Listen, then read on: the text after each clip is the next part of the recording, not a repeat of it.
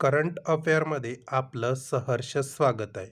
विद्यार्थी मित्रांनो, नुकतीच बांगलादेशात निवडणूक झालेली आहे आणि त्या निवडणुकीमध्ये BNP या पक्षाने निवडणूक जिंकलेली आहे. BNP म्हणजेच बांगलादेश नॅशनलिस्ट पार्टीचे जे उमेदवार होते तारिक रहमान यांनी यामध्ये भरघोस यशाने निवडून आलेले आहे.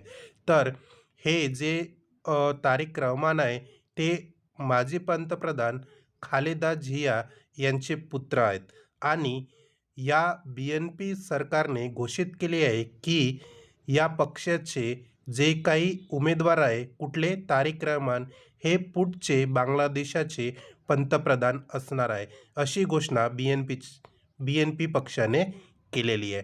तर विद्यार्थी मित्रांनो, तुम्हाला अशा प्रकारचे शॉर्ट पाहिजे असल्यास मला कमेंट्समध्ये तुम्ही मेन्शन करा आणि नवीन असाल तर या यूट्यूब चॅनलला JP करंट अफेअर यूट्यूब चॅनलला सबस्क्राईब करायला विसरू नका.